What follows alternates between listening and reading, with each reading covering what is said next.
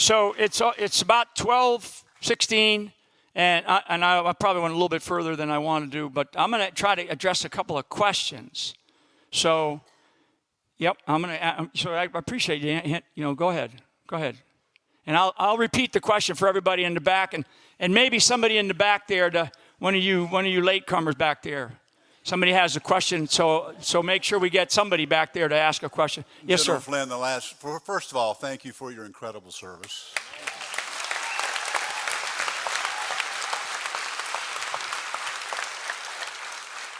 The last time you and I spoke, I was in Argentina, and my daughter and you made a video call. And you said, "What are you doing down there?" And I said, "I'm going on vacation." You said, "We need you up here to go to work." And I'm helping. The thing I want to know is, why is it this government, when we had an opportunity in multiple occasions, the Republicans had both houses and the president's chair, how is it we didn't catch the ability of a man like George Soros to have an influence on our country and our elections like it is now? Yeah. So I would say that in our current Congress, okay, and it's probably been, some cases it was worse before, in our current Congress, both the House and the Senate, I'm just trying to get a relative number that I think of people that are currently serving that are not compromised to some degree, okay? When you show up to Washington, D.C. to take a job as a member of the House or a senator, we all look at these senators and these members. A member of Congress shows back up to your district, or the senator shows up, and everybody wants to go shake the hand. Everybody gets enamored by these people, of high office. And, it's like, I used to say, because I look at, when I was a young officer, I look at generals and I go, he puts his pants on the same way I do, right? So there's very, very few, literally, maybe less than maybe 10 that aren't compromised, okay? So when he mentioned about George Soros, he was asking about George Soros. Why don't we go after a guy like that? Look at what he's done to, recruit district attorneys in this country. I think it's 250.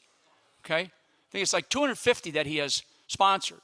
So, yeah, when you start to go after these people, you get blocked by the people that are benefiting.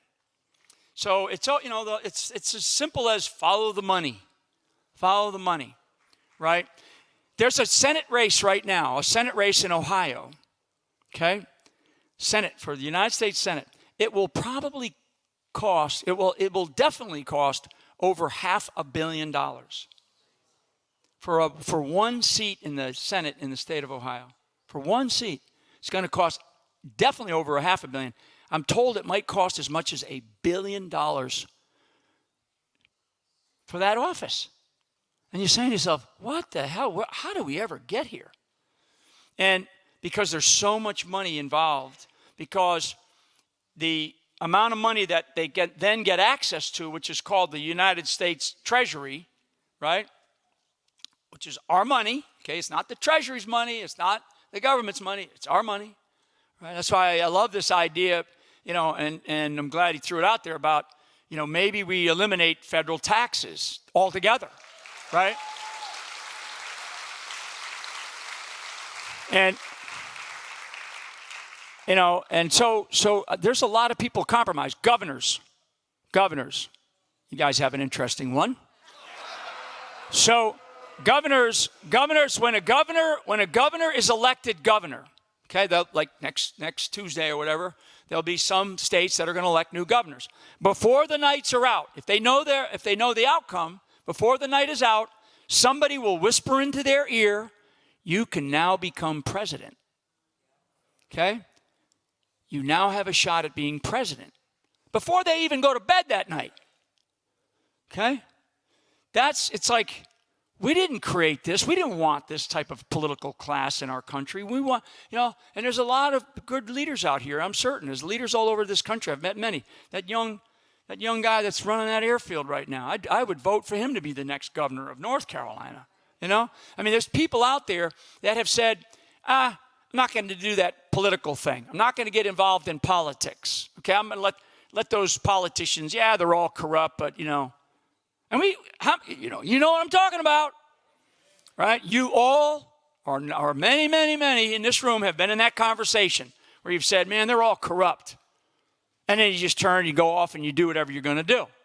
That's why I say local action. And I love all these women that are running for school boards, and you see them standing up at these podiums telling some school board, you know, go to hell, get that porn out of my school, right? I don't want drag queen hour. I don't want my children to have to decide, you know, to them to be able to decide to cut off their genitals. I mean, my God, listen to what I'm saying. Look at how we're talking. This is because the American people stopped being citizens. Okay, and we have, you know, so we have a responsibility to become citizens again. So, you know, if we get in charge, hopefully we get back in charge of the White House. Yeah. I go back to Lincoln. If you look, anybody that studies Abraham Lincoln, the decisions that he made to keep this nation together were extraordinary. And most people, you know, unless you really studied him, you wouldn't know what he did. You just think it was Lincoln, right? And he kept he freed the slaves, right? Emancipation Proclamation. No. I mean, he made extraordinary decisions. He had the Chief Justice of the United States Supreme Court at the time thrown in prison. And he didn't come out of prison. Lincoln was dead before he came out of prison. Okay? Because he was against the unification of the country. And he was trying to undermine the president of the United States at the time, Lincoln, with members of Congress. So Lincoln said, I can't have this. We cannot stand for this. He knew what the founders wanted. Okay, and otherwise we'd have been broken apart. So, okay, let me go way in the back. Yes, sir. You come from the latecomers? Okay. All right. I'm busting you guys back there. I see some of you sneaking out. Yeah, you did a good job at that. So, you know, we hear in the paper and the news about the military-industrial complex. What is that, and who controls it? And I have one other question for you. Who controls the select executive service that a lot of people may not know about? Yeah, the senior executive service. Senior, Yep, yes. yep. And its purpose, because some people are calling it the fourth branch of government, and a lot of people may not know what this is, but I've been told that that's where the deep state exists. They control the politicians from that that end. So the military-industrial complex, you know, the first warning that we received was from Dwight D. Eisenhower in his last speech, leaving basically 8 years of being the president. In his final speech, he gave a warning. Okay? Eisenhower. And Eisenhower, if you study him, his cabinet was, for 2 terms, was filled with communists. Go study Eisenhower's cabinet. Eisenhower was a great, you know, leader, and you got great, you know, World War II and all that stuff. And they needed Eisenhower because this is how they wanted to shape the future of the country. Okay? Go study it. It's fascinating. So Eisenhower warns the United States of America in his last speech, and in that speech he says, he uses the phrase military-industrial complex. At that time, it wasn't out as well developed. So fast forward to now, right? And Kennedy coming in, post-Eisenhower, Kennedy coming in, he was going to go right after the CIA, okay? Right after the CIA. And I could tell you rhyme and verse about the history of that and those moments. And, you know, it's like, it's just crazy. But so the military-industrial complex from that moment in time has really evolved quite a bit until, you know, we call it a services complex because all of the services, Army, Navy, Air Force, Marines, Coast Guard, right? I mean, it's like this incredible, you walk around, the 10 counties, there's 10 counties that surround Washington, D.C., okay? They're like the top wealthiest counties in the country. You think you got wealth out here? You just go around to like Loudoun, Fairfax, Prince George's. I mean, the 10 wealthiest counties in this country surround Washington, D.C., and you kind of go, how can that be, right? You see all these buildings, the airfields, you got all kinds of stuff going on out there. generals and admirals, because I'm really, it's like, I say, man, that's why they didn't want me in there, right? I mean, the President of the United States holds a meeting on the 5th of January of 2017 with all the senior leaders of his team. And during that meeting, 5 January 2017, we were able to get this evidence out in my case, which ended up getting dismissed, that in that meeting, Obama talks about we got to get Flynn out so we can get Trump. We know that for a fact. I'm not guessing. I didn't read about it on the internet. It happened, okay? So admirals and generals come out of the military, especially at my level, and they get it, and this has been going on for a long time. They get attracted by these big defense industries, or the Intel has its own industry, Intel community, and they get attracted. Come on, sit on a board. We need your face. We need your name. We'll pay you this. And it's good money. It's very attractive. It's like the apple, okay? That's the metaphor that we forget, okay? That's the metaphor that we forget. They're always dangling something out in front of these people. Back to your question, right? And they take it. And once they take it, they got them. So the military-industrial complex is a massive problem. It doesn't mean that we don't need a ready military, but our military should be ready to win wars, not participate in wars, okay?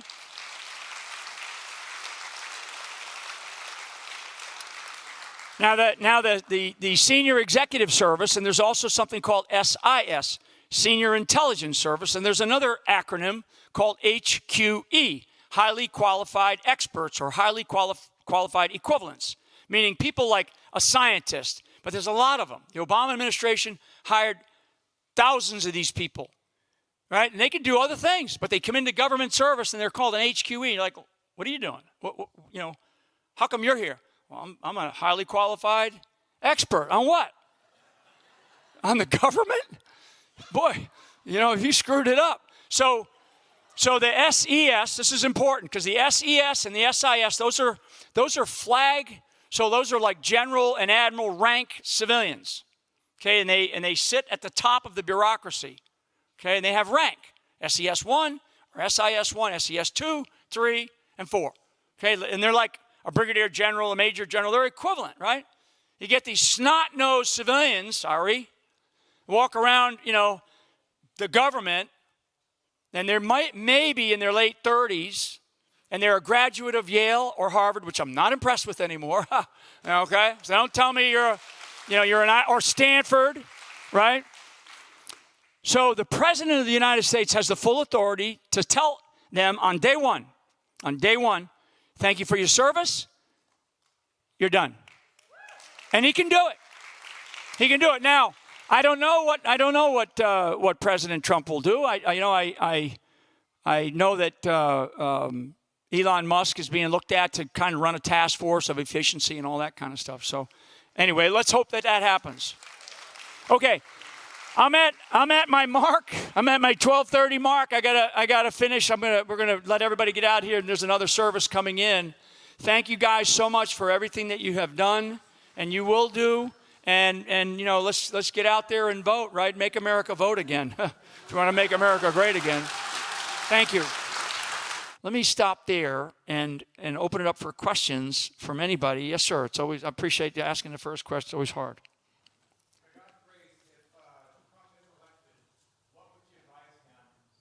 To do, what was his first step, in your opinion, based on what you know?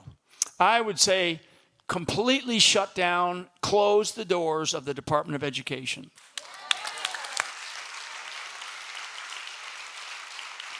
And that, and for a president of the United States, that would be a simple thing to do. You put U.S. Marshals around the building, and you say on Monday, clear your desks. Thank you for your service. Turn your badges in. In fact, leave your badges on your desk. We'll pick them up. We're going to probably give you a 30, maybe a 60-day stipend, as you go find a job, in Middle America. And thank you, for what you've done by screwing up this country. Okay? I mean, we pay. I'm very, very serious about that. People always go, you know, they think I'm going to say, you know, shut down the FBI. That would be number 2. But the Department of Education, it is the biggest disaster, and Jimmy Carter actually is the one that created it. So most people don't know that. They think the Department of Education has been around forever. It's a socialist program, okay?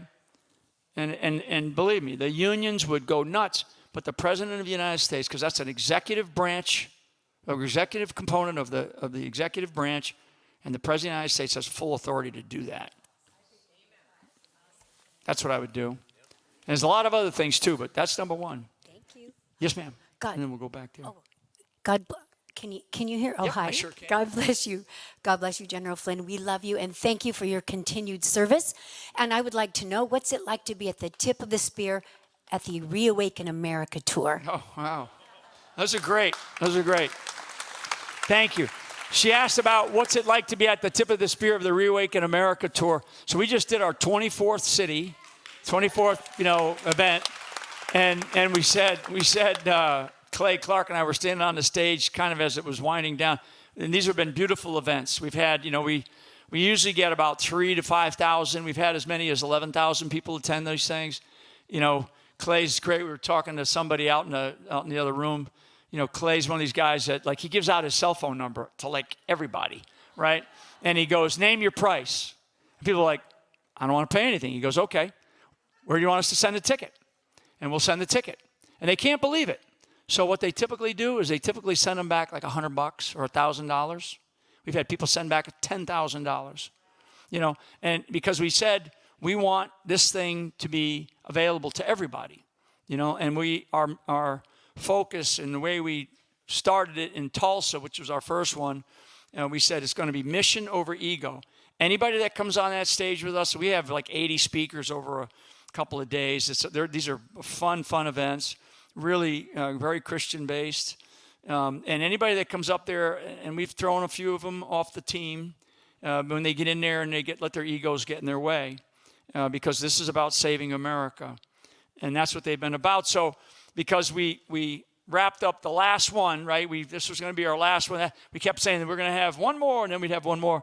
And so we had our last one. And so Clay and I, at the end, I said, what do you think we should do next? And he goes, I don't want to do this anymore. I said, no, we're going to do what's called the Stay Awake America tour. So we'll see. Why not? They're a lot of fun. Yes, sir. Yeah, thank you, General, for being here. We really appreciate it. Hey, Pastor Jack Hibbs talked this morning at his 8 o'clock service regarding Israel's offensive procedure against the surrounding countries.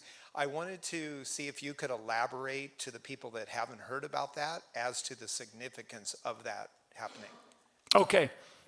So the war that Israel is currently waging and having waged against them is a very existential war to them. So this is not about, and I say this very specifically, so strategically, like at the high, 65,000 foot level, this is not a war for the state of Israel to win. This is a war for the state of Israel to survive.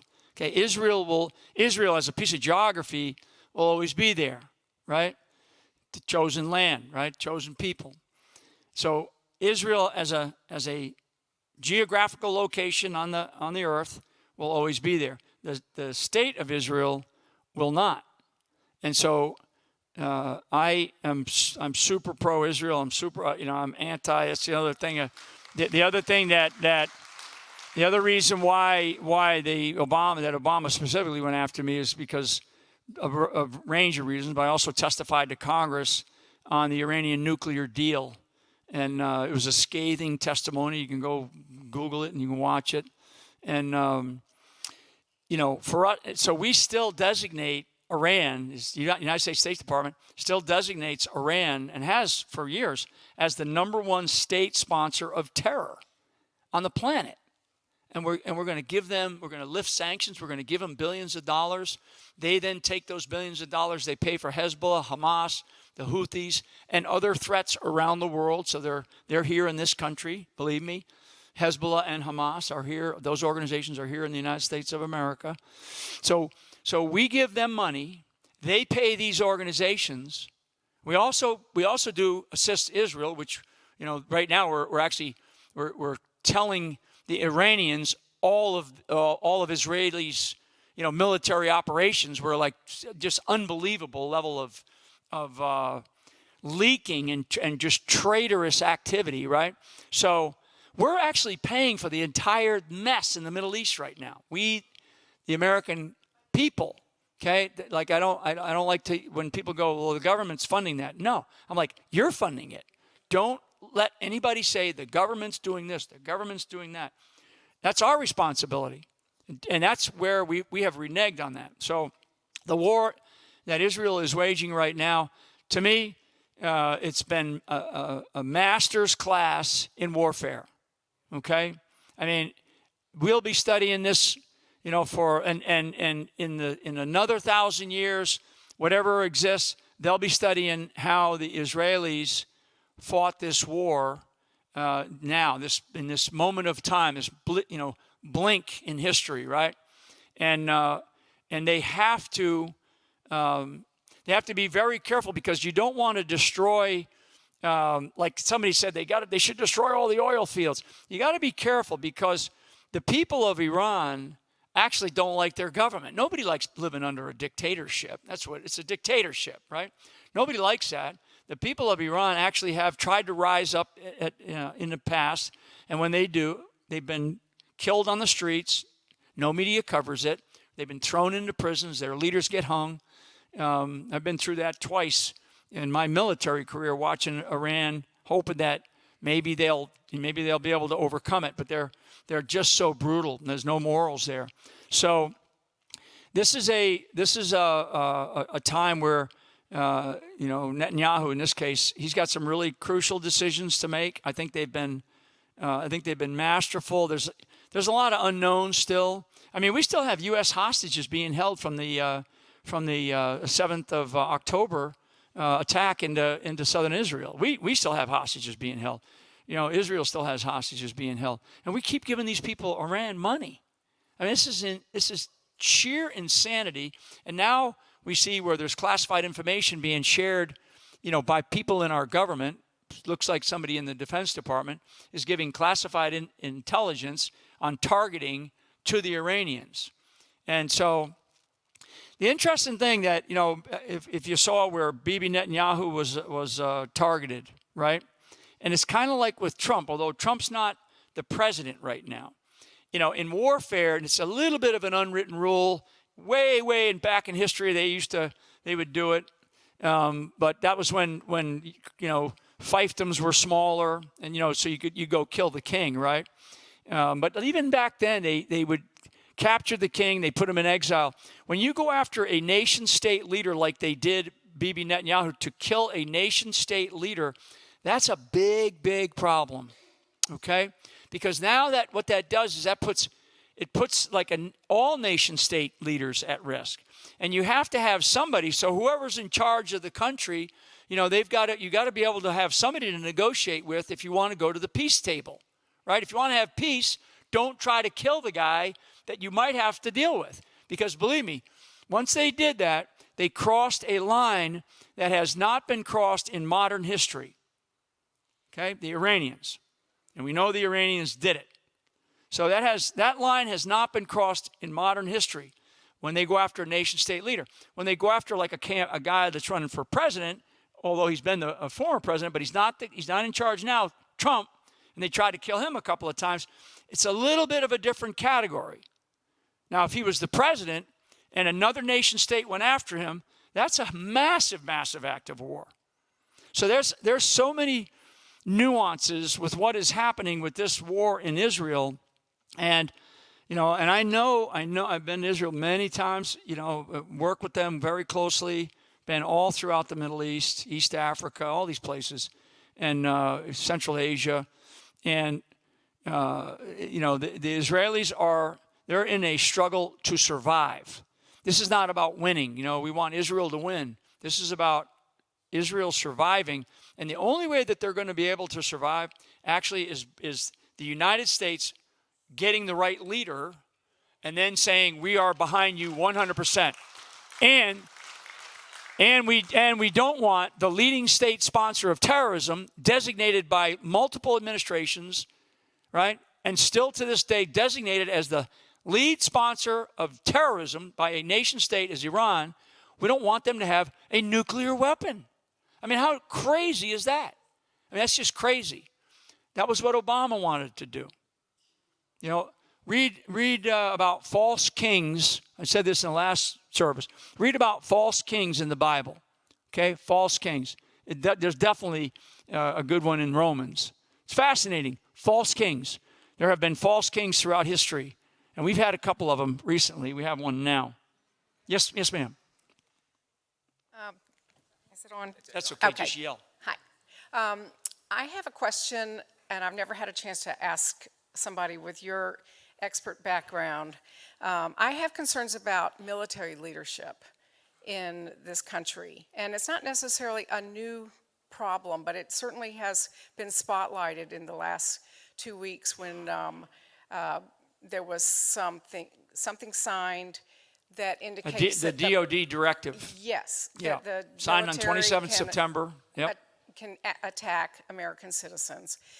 And I guess the things that I have read over the years have made me concerned about the actual loyalty at certain levels of the military leadership in the various branches. And as a person who has spent your whole adult life in that arena, as well as your family, can you speak to what could be done to rectify that issue? Yeah. So, you know, our military should be a, promotions like the merit-based system, meritocracy, right? So it should be a merit-based system, meaning, the best person, that when you go to a promotion board, I've sat a lot of promotion boards for sergeants, for colonels, for generals, and admirals.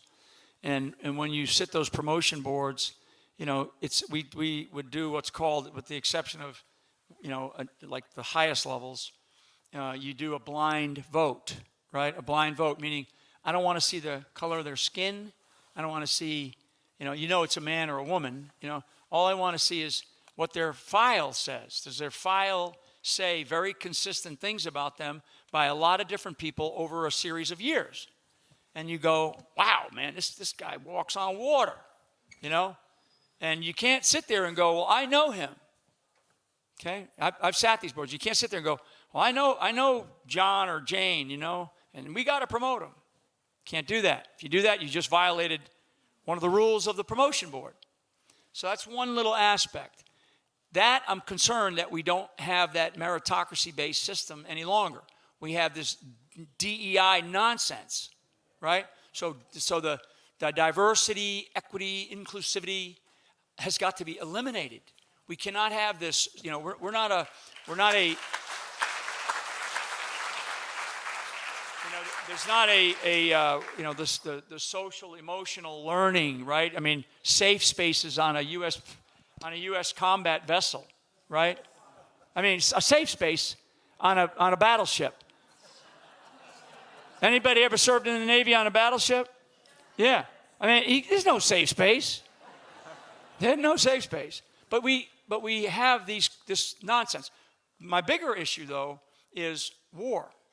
And so our military should be designed for one purpose. And that's, it's interesting. In our Constitution only says to maintain a Navy. Doesn't say to have an Army.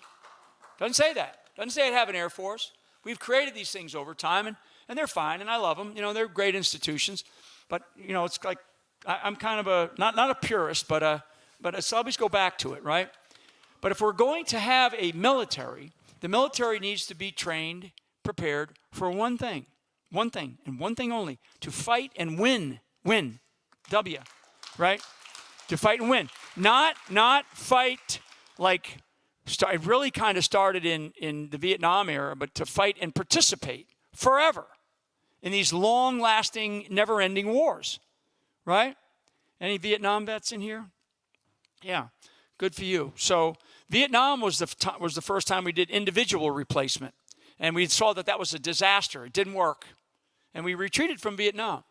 And then we go into another era of the military, and we went to kind of what we call unit replacement. So we would replace a platoon, a company, sometimes an entire battalion. Now we get up to we replace entire brigades, right?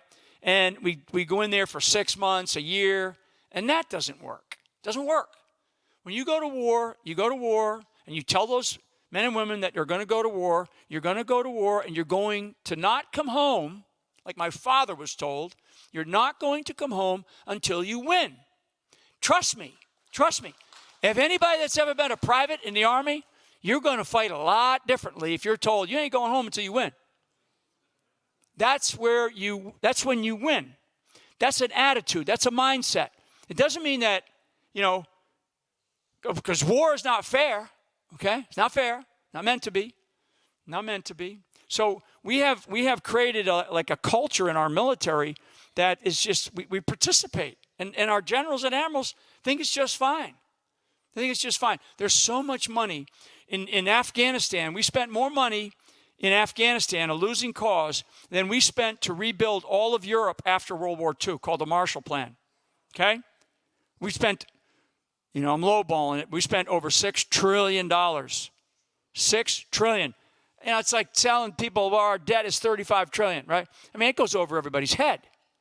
Nobody understands that because nobody has most people don't have $1,000 to take care of an emergency, right? So 65% of the country can't afford $1,000 if they have an emergency in their families right now. That's how bad, so wherever you guys are at, you might be doing better than that, but most of the country is not. So win. Winning attitude, meritocracy. Get people that are going to be promoted based on their abilities, not because they're, a woman, a transgender, a black, an Indian. It don't matter to me. I don't care if you're purple with pink polka dots. If you can do the job, step up. Yes, ma'am, way in the back. Thank you so much for your service and for all you're doing now as well. I have a couple of questions related to how far do you think the Democrats or the deep state, quote, will go to prevent Trump from getting into office if he, God willing, is elected, specifically also regarding the border issue, and do you think even weaponization of the weather is part of that and what we can do? Yeah, you got a lot there. See, she's smart. Man. Get them all in. I got the mic. So, real quick, weather manipulation. The government's been involved in weather manipulation dating back to at least the 1930s. So get over it, conspiracy theorists. In the media. So, cloud seeding. Okay, the border is massive problem, and it's not a border problem. It is so past being a border problem. It is. It's all over the country. Illegals are everywhere. They're everywhere, and it's part of, it's part of your first question, which is about the election. Like, what are they willing to go to? Well, they're willing to try to kill the guy that's running against them. That's pretty far. They're trying to, put him in prison. They're trying to destroy his family. They're just trying to destroy everybody around him. Okay? So, that was sort of my thing. I'm a Democrat. I was a Democrat. And I got involved with, Donald Trump because we saw eye to eye on what the country needed. Okay? And like I've said to others, I didn't care about being a Democrat or a Republican. I just cared about the country. And I was like, and so when I met him, that's what we talked about. And they're trying to destroy him because he didn't ask for any money from anybody. Okay? And especially when he ran in 2016. I was with him one time. I'll tell a quick story because this has a lot to do with, addressing these problems. What are they willing to do? And we went to a rally, and we had about 15,000 people out in a barn, and of course all these big donors that were there that the Republican Party at the time wanted Trump to meet. Right? There was like 20 of them, and I sat at the table kind of on the back. I was traveling around with Trump at that time. And, you know, we walk in, I go sit down, and I'm kind of like a note taker, and, you know, and I do different things for him. And Trump walks in, there's like 20 people there, probably, you know, at least $20 billion, right? I mean, these are big time. And the GOP wanted him in there because they were looking for money for them. And Trump walks in and goes, I don't need your money. What questions do you have? Like, just like that, you know, only, but how Donald Trump could do it, you know? And he, you know, and he like, because he paid for that 2016 race, and they outspent him like 5 or 6 times. He spent about $100 million of his own money on that race in 2016 and won. It was tough, but it won. So when I saw that, I mean, a bunch of things, but that's another story of the type of people that we need, that we need to get to step into our country's leadership roles, right? Because they hate that. They hate people that they cannot control. Okay, if they can't control politicians, judges, right? Any kind of elected official at any level that they need. The earlier service, the gentleman asked me about George Soros. You know, why do we let this guy George Soros, when we control the House, when we control the Senate sometimes, why do we let this guy wander around this country dropping all kinds of money? He's bought like 250 district attorneys. I mean, it's incredible.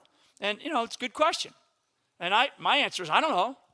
People ought to they ought to boot him out. They ought to like take his citizenship if he's a dual citizen. I mean, you know, there's people that hate this country and they want to destroy it. He's actually said that. He's actually talked about, you know, taking this country down. So, yeah, so we got to win this election. Got to win this election. Yes, sir. My question is similar to the previous question, but I want to pin you down even more definitively. Do you think we will have civil unrest or civil war after the elections? My personal take is if Trump wins, the Democrats are not going to go quietly into the night. And even if the Democrats did win, they would still not be happy and we would still have false flags and civil unrest. What do you think? Yeah, I mean, it's not what we want, right? It's not what we want. And we want to have the rule of law function properly in this country. We want to have a fair election system. I don't, you know, I've been called every name in the book. One of them is election denier. I tell people I don't deny that we have elections. I deny that they are fair. I don't see our elections being fair. You know, I don't. I mean, mail-in ballots are done by the U.S. Postal Service. How is that? I mean, the U.S. Postal Service? So what are we paying for our own fraud? I mean, because the U.S. Postal Service doesn't work for the government. They work for us, right? So, you know, I don't know. I mean, no. I mean, I don't know. I don't know what's going to happen. All I know is that if we don't win this election, we could rapidly become the United Socialist States of America instead of staying for a brief respite as the United States of America. Because, again, this is one man, you know, in one period of time, and we win, we get a little bit of breathing space, and then it's like, you know, then it's the stay awake America, you know, right? So, yes, sir. General Flynn, thank you for your service.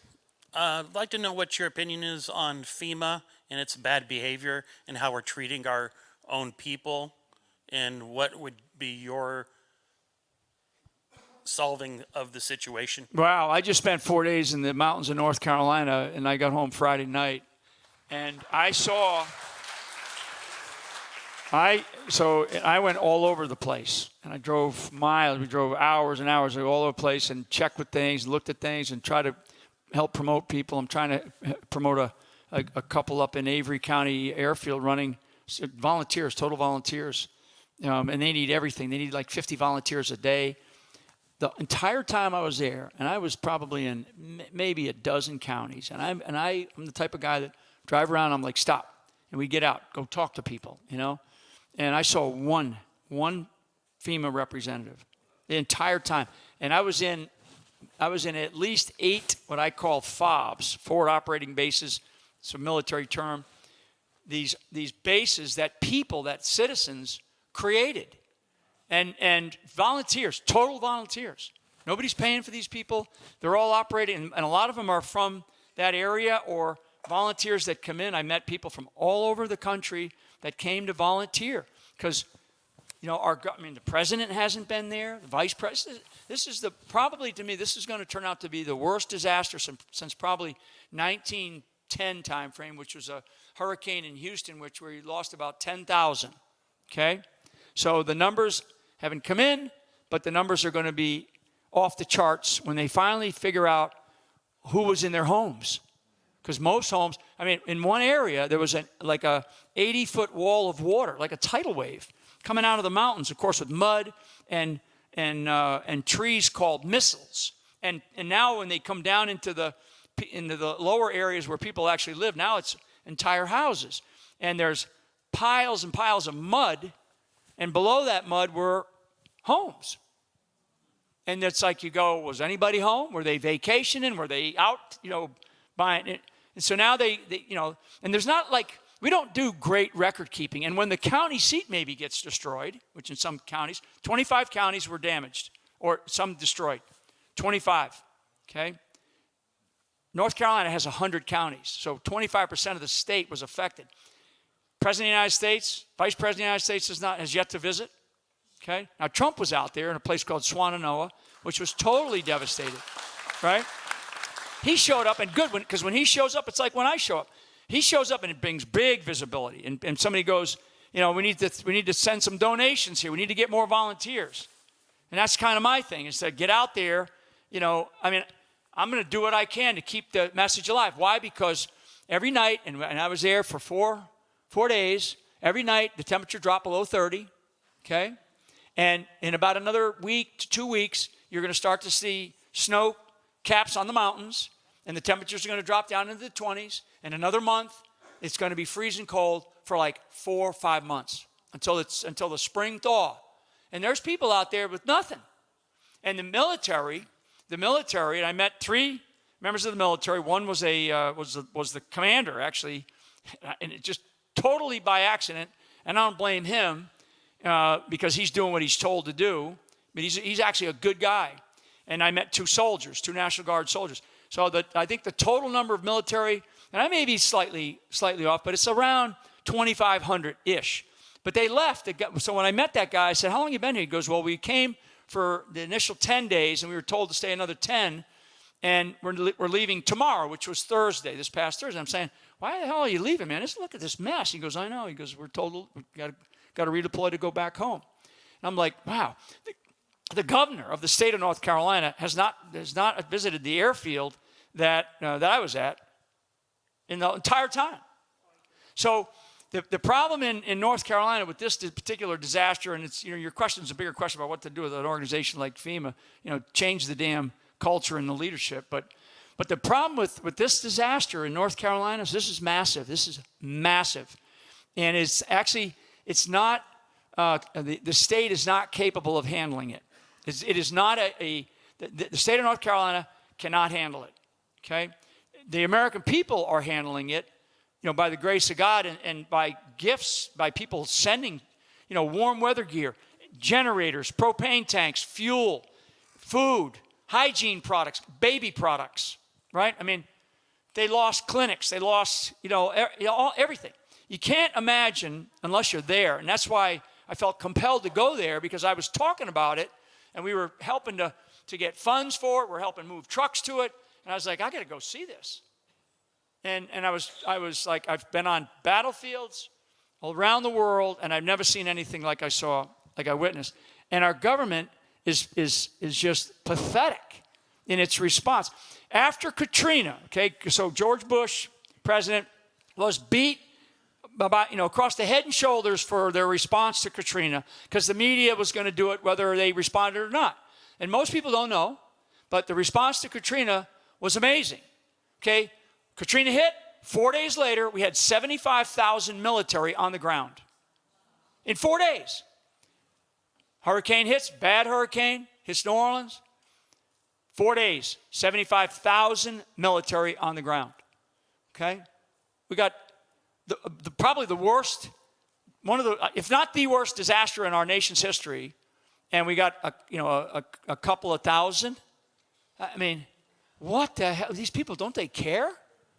I mean, and they'll go, "Whoa, those mountain people." No, these are human beings.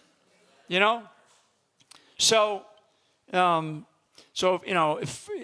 forget them. Okay. So when you're all the tithings that you guys do to Africa, 'cause I'm not a big fan. Okay. Some of these organizations. Okay, I'm not. So all your tithings, they could use volunteers. If you want to go change your life and go spend 3 days, 5 days, go to Avery County Airfield and show up to the fence, and they got a little reception, and it's this gal, a volunteer. She's not even from the state, and she'll be there probably for another week. Go and change your life. It will change your life. Trust me, it has absolutely impacted me, and I've seen more than one person should in a lifetime. So listen, folks, I got to get going. Thank you very much. Appreciate it. God bless you all.